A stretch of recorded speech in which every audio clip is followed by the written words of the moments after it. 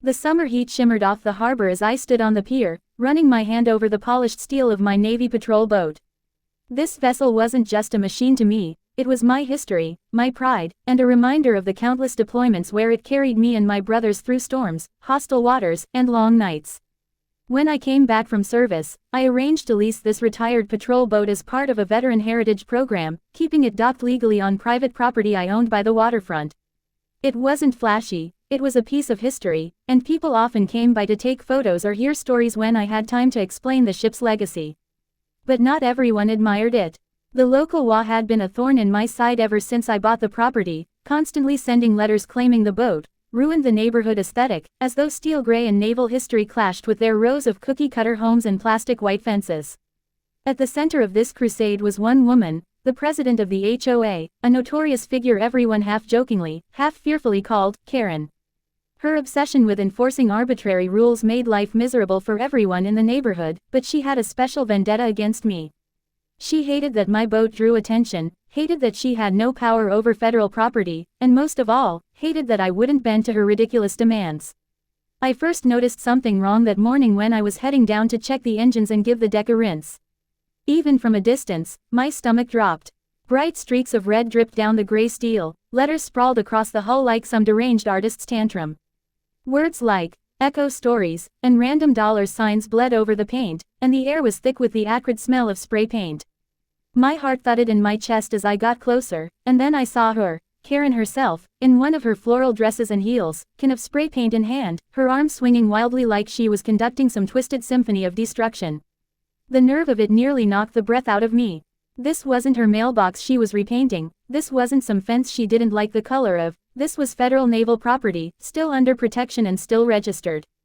I shouted, my voice cutting across the water, but instead of stopping, she turned to face me with that smug, self-satisfied smile, as if she had finally found the way to win. Red paint splattered her dress, her hands, even the dock as she sprayed without care, ignoring that she was committing federal vandalism. At that moment, part of me was angry enough to rip the can from her hand, but another part of me knew this was about to backfire on her in a way she could never imagine. The first officer showed up not 5 minutes later, a local police sergeant who had already dealt with Karen's antics countless times. She started ranting immediately, screaming that the patrol boat was an eyesore, that I had no right to ruin her community, and that this was just her way of teaching me a lesson. I stood there, silent, because I knew what she didn't. That spray painting military property was not a slap on the wrist violation. It was federal. The officer's expression changed the moment he looked at the hull, his notebook scratching as he noted every inch of damage. Karen's confidence started to waver when she realized the officer wasn't scolding me, but writing her up. She tried her usual tactics, shouting, pointing fingers, even playing the victim card by pretending I had intimidated her. But this time, her words bounced off the solid wall of military law. The officer calmly explained that the Navy retained rights over the patrol boat as registered military equipment, and that her actions weren't just vandalism but destruction of government property. I watched as her face drained of color, her hand clutching the paint can like it could somehow erase what she'd done. The officer asked me to step aside as he radioed in, and within minutes, more units rolled in, state police, then federal agents. It was like watching a trap close on a mouse that had been running wild for too long. Karen was still screaming when the federal officers approached, insisting she was just exercising her rights, and that the HOA gave her permission. One of them, a tall man with a stern face, handed her a citation so thick it looked like a novel. He explained in clipped tones that the damages she caused would require specialized military restoration crews, the cost of which would fall on her since she committed the vandalism. The estimate, over $450,000, factoring in not only the paint removal but also hull treatment, protective coating, and recertification. Karen's jaw dropped so far I thought it might hit the dock. She shouted about how she didn't have that kind of money, that she would sue me for letting the boat be there in the first place, but the agents were unmoved. They informed her that property lines didn't negate federal jurisdiction, and that by targeting a naval vessel, she had crossed a line few civilians ever dared to. I could see the neighbors gathering in the distance, whispering and recording with their phones as the infamous HOA president, usually the terror of the community, was being read her rights and handed a financial penalty big enough to bankrupt her. And I'll admit, I didn't feel sorry. Not one bit. The aftermath was something out of a neighborhood legend. For years, Karen had strutted around like a self-appointed queen, dictating what color your shutters could be, how tall your grass was allowed to grow, and even what time you could host a barbecue. But after the spray paint incident, her empire crumbled overnight. Word spread fast. Clips of her screaming at officers hit social media, with captions mocking her arrogance. People started calling her the $450,000 Karen whenever she stepped outside. The HOA board turned on her, too, realizing she had become a liability. Lawsuits piled up, her position was stripped, and within months her house had a foreclosure notice stuck to the front door. Meanwhile, the patrol boat was restored, gleaming once again under the summer sun, and when people came by to ask about it, I always had a story ready. But the best part wasn't just saving the ship or watching justice roll in, it was the peace that followed. No more letters, no more harassment, no more endless battles with someone who thought the world revolved around her. Just the steady lapping of water against the hull, the hum of history beneath my feet, and the knowledge that sometimes the universe has a perfect sense of irony. When the dust settled, it seemed like Karen had finally been silenced, but the truth was, she tried everything she could to wriggle free from the crushing weight of that $450,000 fine. She filed appeals, claimed mental stress, even tried to pin the vandalism on a look-alike neighbor, but the evidence was undeniable.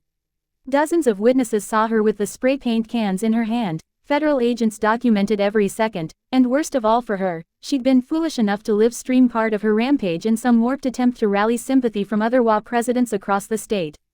That video alone had sealed her fate, proof that she willingly and knowingly defaced federal property. The courts dismissed every excuse she threw at them, and each hearing seemed to tighten the net around her further. Neighbors who had once trembled at her letters and threats began stepping forward, sharing stories of her harassment, her abuse of power, and the financial strain she'd caused them over the years. What was once a chorus of whispers became a collective voice of relief that someone was finally standing up to her and winning. By the second month, her desperation began to show in ways no one expected. She put her house on the market at a cutthroat price, hoping to cover at least part of the fine, but the stigma around her name meant buyers stayed away. The few who did show interest wanted the place for pennies, knowing her situation left her no leverage. Creditors circled like vultures, her HOA allies abandoned her, and she was left fending off lawsuits from her own board members who blamed her for the organization's collapse.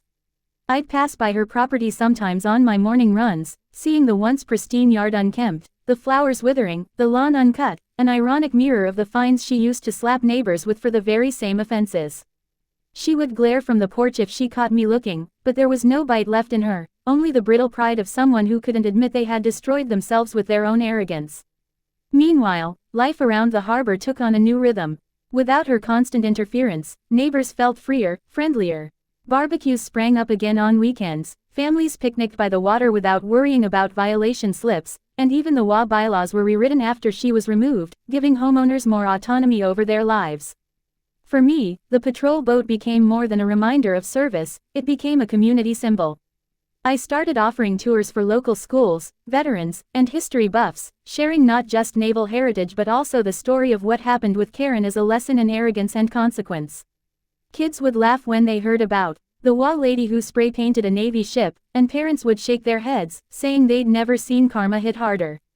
What once had been a battleground had turned into a gathering place of respect and pride. The day they finally seized her property to pay off a fraction of the fine, the neighborhood gathered quietly to watch. No one cheered, but there was an unspoken sense of closure. Moving trucks hauled out what was left of her furniture, and by evening, the house stood empty with a foreclosure sign planted firmly in the ground. I saw her one last time, sitting on the curb with her head in her hands as the federal marshals locked the door behind her. For the first time, I felt a twinge of pity, not because she didn't deserve what happened, but because she had brought it all on herself and never once tried to change course. She could have stopped at any time, she could have chosen peace, but her obsession with control had dragged her into ruin. And now, the very people she had tormented were free to live their lives without her looming shadow. Years later, the patrol boat still gleamed at the dock, freshly painted, polished, and preserved as a living relic of history. The story of Karen became more myth than memory, passed around like a cautionary tale whenever newcomers moved into the neighborhood. Don't mess with the Navy boat, people would chuckle, or you'll end up like her.